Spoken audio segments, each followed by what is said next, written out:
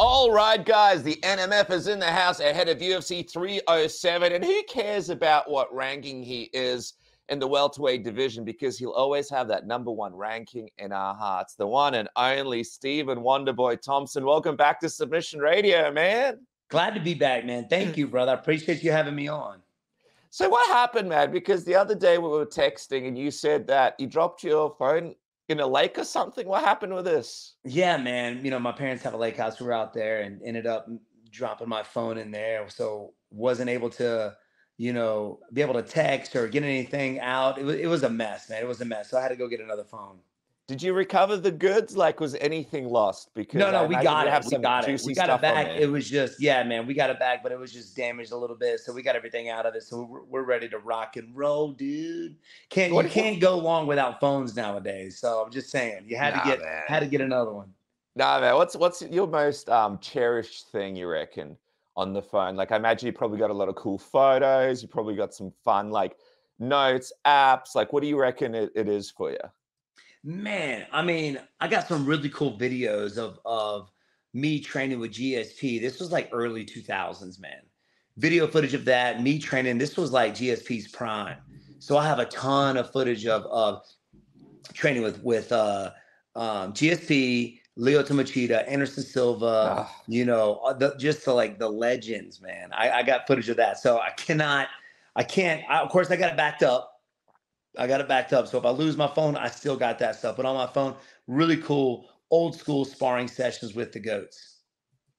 What do you reckon? What's your favorite bit out of the GSP footage? Anything that stands out to you that you like to go back and watch? Oh, man, there was one time that we were sparring. And literally the first day that I got there, I literally got off the plane, went straight to Charge Gym, and was going right into training. And GSP ended up double legging me up against the fence, and I tried to recover, but all of our weight landed on both of my ankles, pinning my ankles back underneath me. So first day I got there, man, I ended up like rolling my ankles really bad, and they were black and blue for the remainder of the time I was there. But I was being brought out there as a sparring partner, so I had to suck it up, man. I had to tape my feet up every day. They were black and blue, and still had to get some sparring in with the guy. So I wasn't going to let that, hold me back. Oh, dude, that's great. So they paid you to get out there for the sparring session, and one of the first things, your ankles got so stuffed up the damn, man. Yeah, that's crazy. He never really paid. He never paid me. He set me up a really nice spot, but I loved it just for the experience. You know what I mean? He didn't have to pay me one bit to actually come out. I don't think I've ever had anybody pay me anything to actually come out and train with them to prepare for fights. I do it because I love to help other people out, obviously. But I love to train. I mean, who wouldn't give up, anything to go train with GSP at that time? You know what I mean? Yeah, dude. Well, you did the right thing, right? Because, like, you never got a chance to fight him. Like, I remember back in the day, you'd be like, man, I love the guy. There would be a great fight maybe down the track, for a title or whatever. And, GSP retired and he stayed retired. How crazy is that? The GSP is probably one of the only fighters, right? Yeah. In the history of fighting, that actually retired at his peak and never came back. Isn't that crazy? Man. Well, he did come back for one fight, remember? He did. He came back for that fight. It was a strategically smart fight. And he also told 100%. Dana White he said he was going to defend the title. You guys remember, like, Robert Whittaker or something after he won? And then he's like, sorry, guys. I've got a Marvel movie to shoot. Especially against somebody like Robert Whittaker, man. And he was, like, on a tear at the time. I mean, I think that was before he beat Yoel Romero. Or was it after he beat Yoel Romero? It might have been after he beat Yoel Romero. I'm not sure.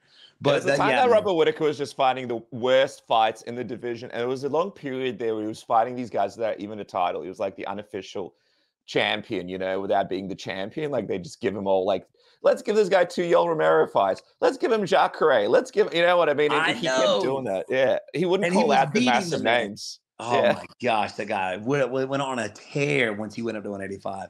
Unbelievable. He's supposed to be fighting Khamzat, right? Yeah, man. What do you think of that fight? Because obviously you got the win over Rob. You're actually the reason, he kind of moved up to middleweight. And then you got Khamzat, who used to be a welterweight himself, taking him on. What do you reckon is going to happen in that one? I think that's a very tough fight for Khamzat. I mean, Robert Whittaker's got some of the best takedown defense in the 185 division. I mean, when you go 10 rounds with Yoel Romero and keep the fight standing, oh my gosh. I mean, that's a feat on its own. But I do believe that I think it's a tough fight for Khamzat. If the fight stays standing, I think Robert Whittaker's got it. Khamzat's going to have to keep him down and hold him down in order to win. Now, Khamzat is a very strong guy. I think he's capable of doing that, but I think he's going to spend a lot of energy trying to do so. You go back and watch the fight with Gilbert Burns. He had a very hard time taking down and holding Gilbert Burns down. And that was when Gilbert Burns kind of made Khamzat look mortal. At that time, before that fight, he was like looking just unbelievable and unbeatable everywhere. But that was a fight that made him look mortal. I think Robert Whittaker, I think he's got a shot at beating Khamzat Rakhmonov. Shavkat, Khamzat Chimaev. Oh my gosh. The name sounds so familiar, Shavkat, Khamzat. I'm like, man, whatever. No, I feel you, brother. I'm from Ukraine. I got a weird name, Denis Shkaratov as well. And even I sometimes get everything confused. Hey, dude, I got to ask you this as well, just quickly, while we're talking about 308. What are you expecting between like Tapura and Max Holloway? Because the other day I saw Tapura was like, hey, if you point down at the mat at me, I'm knocking you out basically in those last 10 seconds of the round. We know he's like an incredible boxer, and I know you know striking better than most. Like, how do you actually think that fight goes? I think it's a tough fight for Max Holloway. The reason that is like Tapura is the type of guy who's got that one hitter quitter power, right? And Max Holloway, he's got that power, but he mostly beats guys with volume.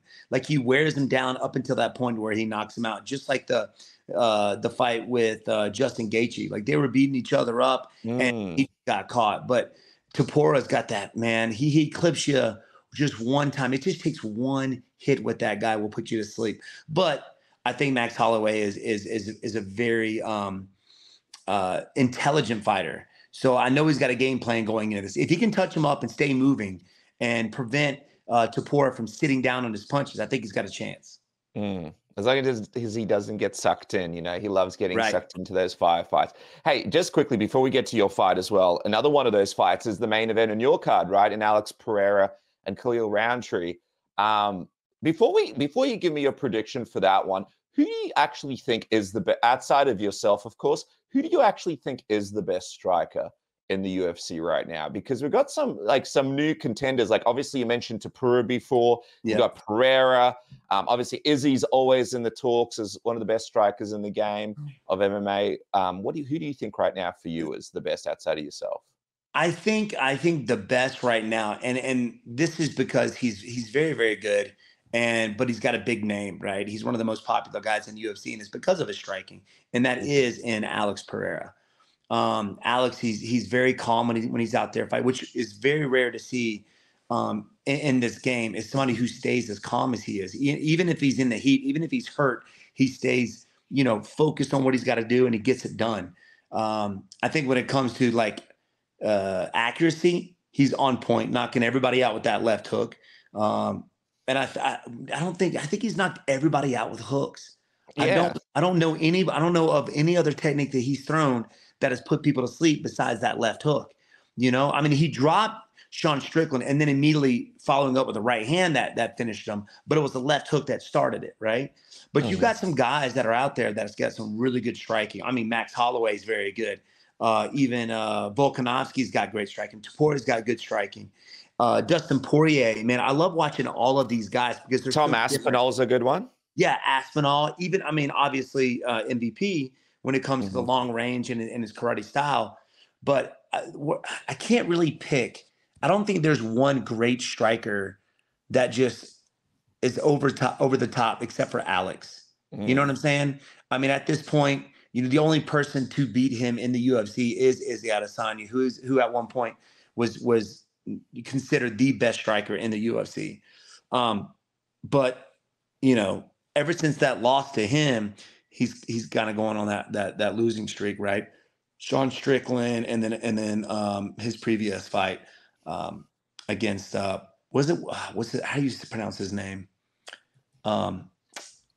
Duplessis. Dricus Duplessis. What do you think of his strike? Because he switches stances when he throws, but then he was doing an interview and he's like, I don't actually think about this. Like, this is just how I move. But he's one of those like unorthodox guys that you see in the gym that just like does just what he does, kind of unorthodox, but it's effective kind of thing.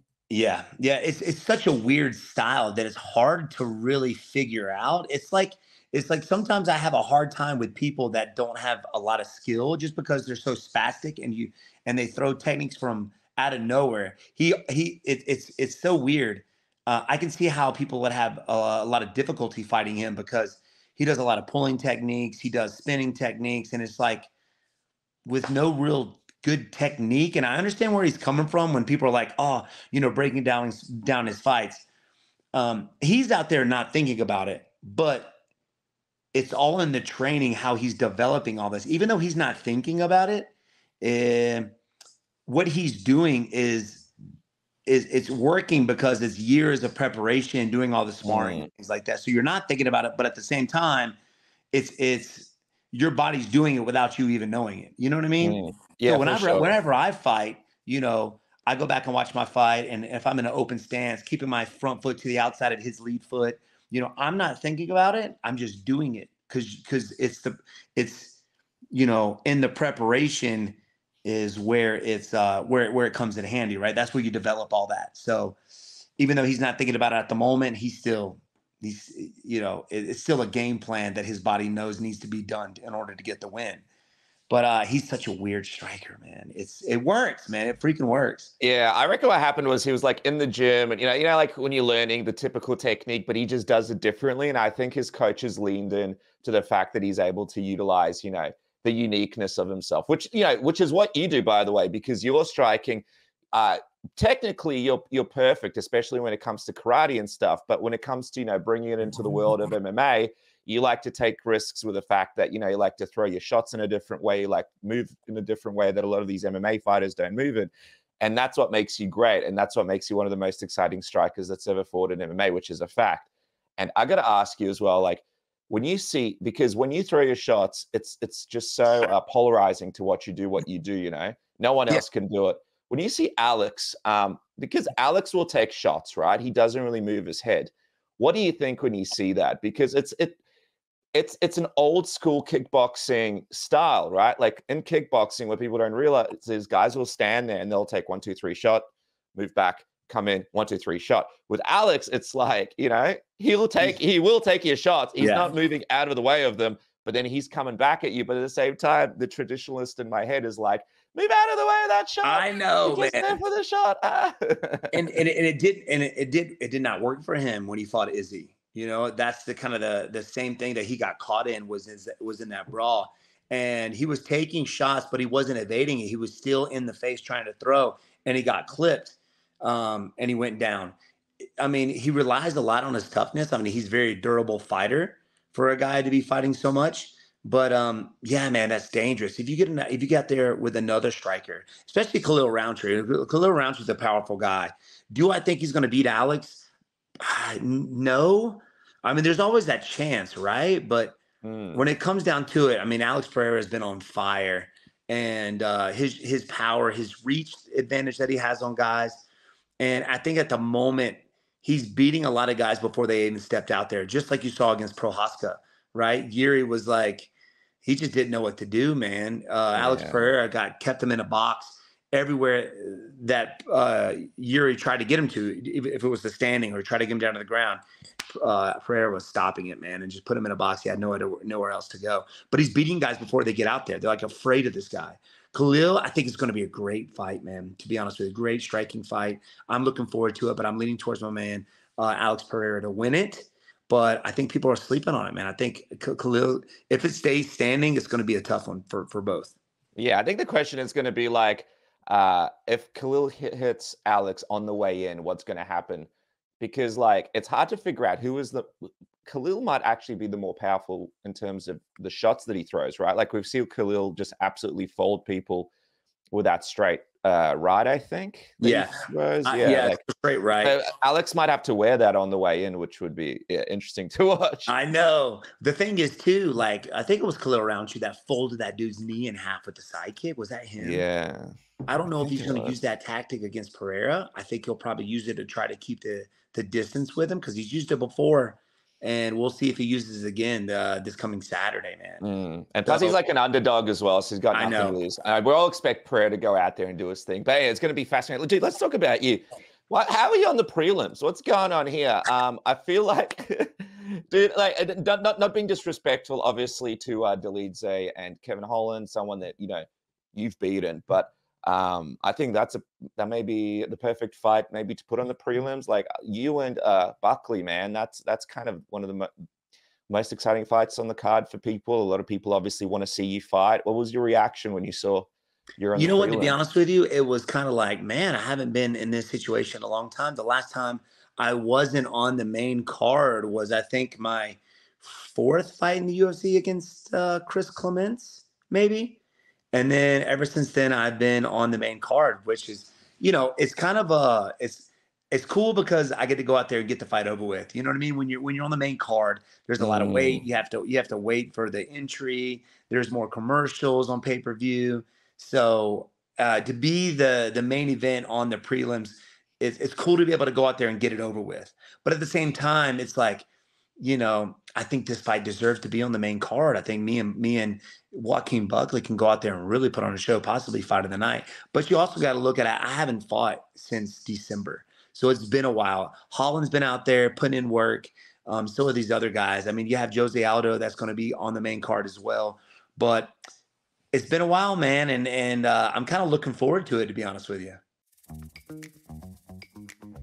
Fellas, do you want your grooming routine to be a one-and-done deal? Well, the days of using the same trimmer for your face and your private parts are over. Thanks to our friends at MANSCAPED, they're coming up with the ultimate package to keep your hairs trimmed from 12 to 6. Introducing the Beard Balls bundle featuring the Lawnmower 5.0 and the Beard Hedger trimmer for the moneymaker, and another one for the boys downstairs. Get 20% off and free shipping now with the code word submission at manscaped.com. That's 20% off plus free shipping with the code word submission at manscaped.com. And fellas, real talk. I'm about to talk to you out there, the guys that are about to go on their dates, or the guys that are about to go in the gym, or the guys that are about to just go into work or do whatever life things you need to do. There are certain things you need to do to take care of yourself. Manscaped has you sorted, if you know what I mean. With the 20% off with the code word submission and free shipping today, the Ball and Beard bundle will make sure you accomplish whatever it is you're trying to do out there. What about NordVPN? It is the ultimate VPN out there. To get the best discount off your NordVPN plan, you can go to nordvpn.com/submission. Now, our link will give you an extra 4 months on the 2-year plan. That's right, an extra 4 months. And there's absolutely no risk with the Nord's 30-day money-back guarantee. The link is down below, or of course you go to nordvpn.com/submission. What about NordVPN? You can watch your sporting events, TV shows, films which aren't available by your region by switching your virtual location. You can protect your private data like bank details, passwords, and online identity. You can switch your location anywhere to save money by purchasing cheaper flights, hotels, subscriptions. And what about the threat protection feature that protects you from viruses, malicious malware, and phishing sites? It's the fastest VPN in the world with no buffering or lagging. Premium cybersecurity for the price of a cup of coffee per month. And one NordVPN account can be used up to 10 devices. That's right, 10 devices. Go to nordvpn.com/submission now. Get the deal. Try it risk-free. It's one of the best apps in the game as well. nordvpn.com/submission. Support this show so we can provide more interviews for you throughout the next few months with nordvpn.com and Manscaped now. Now back to the program. What's it been like for you being out of the mix a little bit? I know you would have been itching to get back in there. And while you were out of action, changes, dude, in your division, like almost, you know, you've got your new champion. You've got, you know, a lot of new contenders. You've got a lot of older guys sort of on the way out. What was your reaction sort of sitting on the sidelines watching all this unfold as you were preparing to get back in there? It's actually great to see change in the welterweight division. For the longest, you know, Usman has been at the top, and he's fought kind of the same guys with Colby Covington. Where is Colby Covington? Like, someone needs I thought you guys were gonna. I thought him. you guys were gonna fight each other. I thought that was gonna be the fight. We talked about it. I know that was a thing that that I was kind of contemplating on doing from an next fight, but I don't know, man. Someone needs to call and check on it because I haven't heard anything from him. Nobody has after his last fight. But it's cool to see. You know, we got a new champ, obviously, in Leon Edwards. He defended it, I think, once or twice, I think, and then we got Belal. Now you saw Ian Gary doing work in his fight. You seen Shavkat. People are talking about him having the next shot. I think Ian Gary and Shavkat should fight, and that should be the winner of that should fight for the title because they're both right there. Now you got Sean Brady. Do you think Usman fights Jack Della then, or that would be a good one? That would be a great fight. Because Usman keeps asking for the title shot, right? But that doesn't make sense. Makes sense. Coming up. No. What do you think? Especially after losing at middleweight, and then taking some time off, obviously. Yeah. But I think Jack Della, I think to fight Jack would be a great fight for him. And you got Sean Brady in the mix, just beating Gilbert Burns. So you got man, it's keeping fresh. It's refreshing every fight. Yeah, and then obviously you draw Buckley. How did that come about? And what did you think? Because I mean, Buckley's on a bit of a roll, man. Like it's a fun fight to come back to. With being out of action for a little bit for yourself, it's a fun one to get back in the mix with. Yeah, I agree. And I was at the point where, all right, who do I fight next? It's been contemplating. Me and my coaches were always talking about it. Went out to International Fight Week, and Joaquin was resilient, man. He was relentless with trying to get this fight. Coming up to me and was like, hey, man, we'd love to get this fight, blah, blah, blah. And finally at the end, I was like, all right, man, I think this would be a great fight. He just beat Vicente Luque. He fought the big Russian dude, beat him. He's on a tear. And he goes out there and he does battle. Like he's not the type of guy to just sit back and wait, right? He'll come at you. He'll make you fight, which is dangerous. He's a very athletic individual. You saw with the spin back kick, that crazy knockout that he had was just wild, man. And who would have saw that coming? Like he's never done anything like that before, which shows what kind of athlete he is. So he can pull something out of the hat like that at any moment. He's got more like a boxing style, kind of Mike Tyson style of fighting, but he's not afraid to blast W across the cage. But I feel like, wherever the fight goes, I'll be ready for it. And, I visualize, I don't visualize any knockouts. I visualize my hand being raised out of the fight. I'm prepared for, a 3-5 round war. I feel like this could have been like a main event, actually, kind of like me and Kevin Holland and Florida. Yeah. I think it would have been a great one for a fight night or something. But here we are, man, 307, main event on the prelim card. We're going to go out there and show everybody what's up, that we deserve to be on that pay-per-view card. But yeah. And the cool thing is that at least you could be like, hey guys, like all your friends, all your students at the karate dojo, everyone, they can watch the fight, without having to buy anything. So that's kind of cool. That's the first time people will do that. I'm sure their metrics is going to go off the roof. Hey, just quickly, how do you think this fight's going to go? Like, do you think Buckley's going to stand with you? Because I saw you were a little bit disappointed with the Shavkat fight, right? Like the fact that he didn't really stand with you as much as people would have thought. Yeah, man. The reason I was a little disappointed because he was saying, of course, it's a tactic, it's a smart tactic, for people to say they're going to do something and then do something else in the fight. But he was talking about how he could, outstrike me, things like that. And next thing you know, it's a grappling fest. But, I do believe that he will strike, but also I'm prepared if he does try to get me down to the floor at some point in time, he's going to have to try to shoot on me, So I've been working a ton on that. I got my buddy Gino, who's wrestler from Penn State. He wrestled with Bo Nickel and those guys. My buddy, of course, Chris Wyman, Tom Lang, got some good grapplers back home that helped me prepare for this fight. So I do at some point think he's going to try to shoot. Do you think that when it comes to the break that you've had and sort of going back in there, do you feel kind of rejuvenated? How do you feel right now, man? Because you've been kicking ass and taking names in the UFC for a long time now, man, beating the best of the best. How are you feeling going into this one? Oh, man, I feel great, man. My body's feeling good. I'm ready to go out there and rock and roll. It's been a long time coming since December. I've been itching at the bits to step back out there and do it again.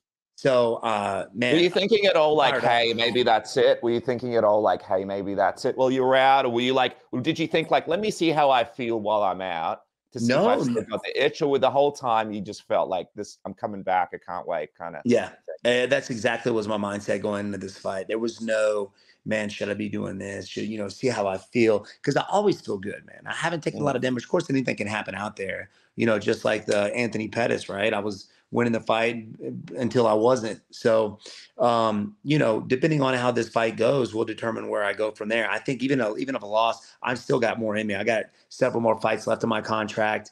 And I feel good, man. I feel like I can do this as long as my body will let me, or when my dad says I'm done. When at this point, he knows me better than I know myself. As a fighter, we want to continue to fight to the day we die, but realistically, that's not it. So, but the retirement thing hasn't been on my mind. I feel like I can keep going. I literally want to beat the record of being the oldest guy in the UFC for sure. I think it was Couture, maybe at 45 or something like that. Um, Maybe he was the oldest. I'm not sure, but I mean, Glover Teixeira was always an inspiration, winning the title at 42, which I'll be 42 in February. And I think I found out I think I'm the second oldest guy on the UFC roster behind Stipe Miocic. Dude, the crazy thing is with your style as well, you're quick as a cat. A lot of these other guys, they're not like the quickest towards the end, but you're like quicker than everybody else in the division, and you look better than well, how do you get out of bed, man, in the morning and still train? Like I'm 35, and I've been doing trying to become like a pro wrestler. I've stopped doing MMA. I've tried to become a pro wrestler.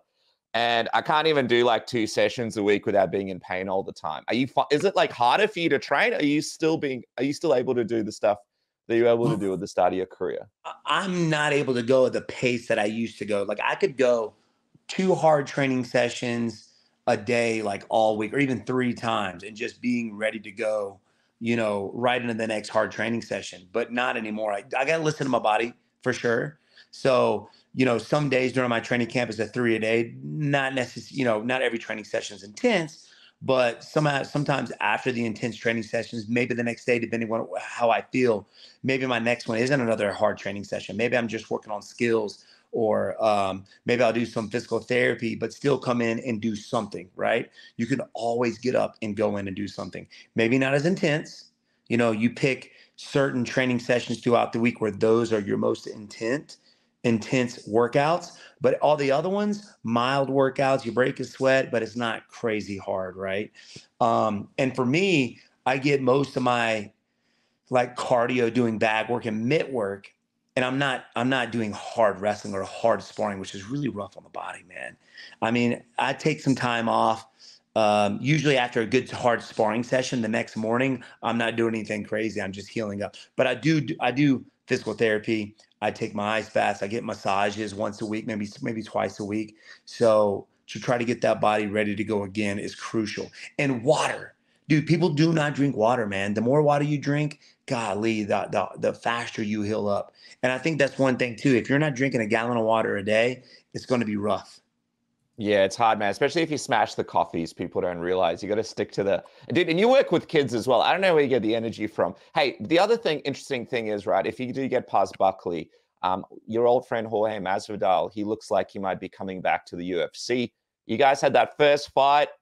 Is it time for the rematch? You think if things go well this weekend, you and Jorge?